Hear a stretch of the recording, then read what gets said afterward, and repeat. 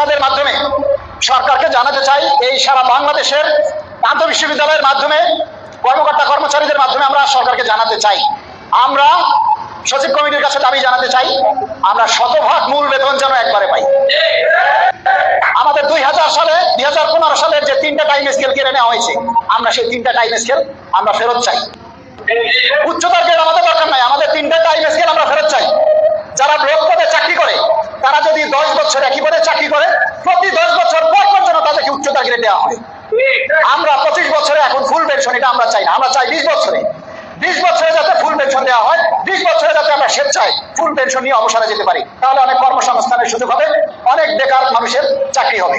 আমরা শতভাগ পেনশন চাই। আমাদের পেনশন গ্র্যাচুইটি 230 টাকার পরিবর্তে আমরা 500 টাকা দাবি করেছি, সেটা যেন কমপক্ষে 400 টাকায় ফাইনাল করা হয়। এবং আরেকটা জিনিস হচ্ছে, অবসরে যারা যায় অনেকেই একেবারে পেনশন বিক্রি করে দেয়। যারা পেনশন সমর্পণ করেছেন অনেকেই এখন মানবতার জীবনযাপন করছে, তারা 15 বছরে সেই পেনশনটা ফেরত পায়। অসংখ্য অবসরপ্রাপ্ত কর্মচারীরা আমার কাছে ফোন করে, বা একটাই দাবি, তারা 10 বছরে যেন সেটা ফেরত পায়। আমরা সেই 15 বছরকে কমিয়ে 10 বছরে যাতে সেই সমর্পণ করা পেনশন ফেরত পায়, সেই দাবি জানাচ্ছি। আমরা সচিব প্রণয়ন কমিটির কাছে এই দাবিগুলি উত্থাপন করতেছি। আপনারা চূড়ান্ত সুপারিশ জমা দেওয়ার আগে এই বিষয়গুলি ভেবে নেবেন। এবং আমরা বর্তমান সময়ে শিক্ষা, চিকিৎসা, যাতায়াত, টিফিন, যেটা আধুনিক এই যুগের সাথে তাল মিলিয়ে চলতে গেলে যতটুকু লাগে সেটাই আপনারা আমাদেরকে নির্ধারণ করে দিবেন। আপনারা ব্যাংকে দিবেন দিনে 400 টাকা আর আমাদেরকে দিবেন 6 টাকা, এই জিনিসটা হবে না। কেউ খাবে কেউ খাবে না, তা হবে না, তা হবে না, এই জিনিস আর চলতে দেওয়া হবে না।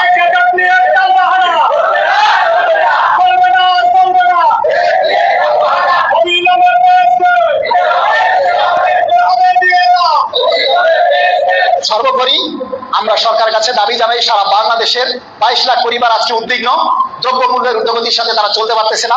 আমরা চাই দ্রুত প্রজ্ঞাপন, যত দ্রুত প্রজ্ঞাপন হবে কর্মচারীর মধ্যে স্বস্তি ফিরে আসবে এবং কর্মচারীদের মধ্যে কর্মচাঞ্চলতা ফিরে আসবে, কর্মদীপ্ততা ফিরে আসবে, তারা সবাই আবার আগের মতো সরব হয়ে উঠবে। কারণ কর্মচারীদের মধ্যে থেকে যখন অভাব দূর হয়ে যাবে তখন খারাপ স্বভাবগুলো তাদের আর থাকবে না, সবাই ভালো হয়ে যাবে। আমরা চাই দুর্নীতিমুক্ত বাংলাদেশ, এই স্বনির্ভর একটা বাংলাদেশ গড়তে চাই। সেজন্য আমরা সরকারের সাথে তাল মিলিয়ে, এই সরকারের সাথে কাঁধে কাঁধ মিলিয়ে আমরা রাষ্ট্রকে, বাংলাদেশকে একটি স্বনির্ভর দুর্নীতিমুক্ত বাংলাদেশ গড়তে চাই।